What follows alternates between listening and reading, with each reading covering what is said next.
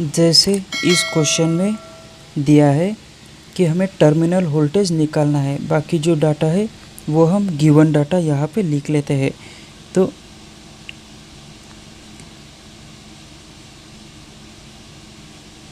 Given data जो है वो कौन सा होगा हम यहाँ पे लिख लेते हैं। जैसे हमें सबसे पहले यहाँ पे दिया है कि जो भी जनरेटिंग वोल्टेज है वो जनरेटिंग वोल्टेज मतलब हम ई से डिनोट करते हैं, तो वो हो गया हमारा 600 वोल्ट।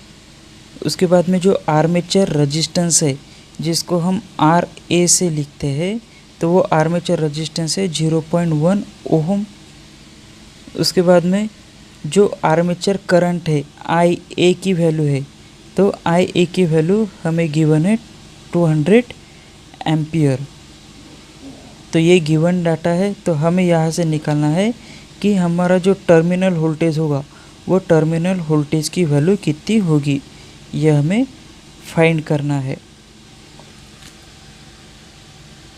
मतलब हमारा एक शंट जनरेटर है, हम यहाँ पे इसके एक डायग्राम भी बना लेते हैं। एक शंट जनरेटर है, यहाँ पे एक आर्मेचर कनेक्ट है। शंट जनरेटर है मतलब जो फील्ड कॉइल है वो पैरेलल में कनेक्ट है और यहाँ पे लोड के लिए चला जाएगा इस तरह से। तो जो आर्मेचर करंट है, तो आर्मेचर करंट की वैल्यू यहाँ पे गिवन है 200 एम्पियर। उसी तरह से आर्मेचर की कॉइल है मतलब यहाँ पे रेजिस्टेंस होगा, तो रेजिस्टेंस की वैल्यू गिवन है 0.1 जिसे हम आर ए कहते हैं। तो हमें ये पता करना है, जैसे ईजी आर्मेचर ने जो वोल्टेज क्रिएट किया उसकी वैल्यू हो गई 600 वोल्ट। तो हमें ये बताना है कि यहाँ पे टर्मिनल वोल्टेज के पास जो भी वोल्टेज आएगा उसकी वैल्यू क्या होगी, यही हमें पता करना है। तो इसके लिए हमारे पास एक फार्मूला है, equal to V plus I A R A. ये हमारे पास एक गिवन फार्मूला है।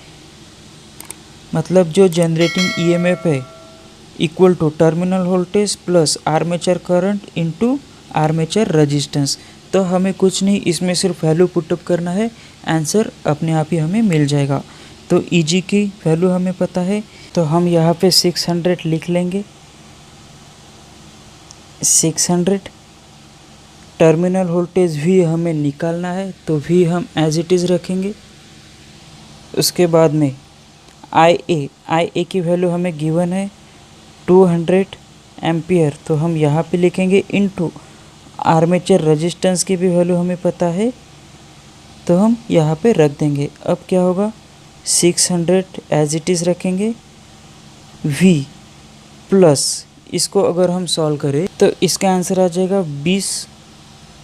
इसको सॉल्व करने के बाद तब हमें यहाँ से टर्मिनल वोल्टेज की वैल्यू निकालना है। 600 एज इट इज़ यहीं पे रखेंगे और इस 20 को यहाँ इधर शिफ्ट करेंगे तो ये माइनस में चला जाएगा और V को हम यहीं पे रख देंगे।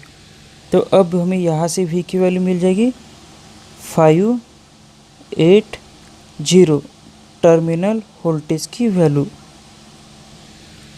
तो इससे हमें पता ये चल जाता है कि जो टर्मिनल वोल्टेज है यहाँ पे, जैसे आर्मेचर ने 600 वोल्ट जनरेट किया, लेकिन टर्मिनल वोल्टेज पे जो आउटपुट में वोल्टेज हमें मिला वो मिला 580 वोल्ट। 580 वोल्ट क्यों मिला, क्योंकि जो IARA आर्मेचर वोल्टेज ड्रॉप था, तो इसके वजह से कुछ वोल्टेज ड्रॉप हुआ और वो वोल्टेज ड्रॉप माइनस करके हमें जो टर्मिनल पे वोल्टेज मिला वो मिला 580।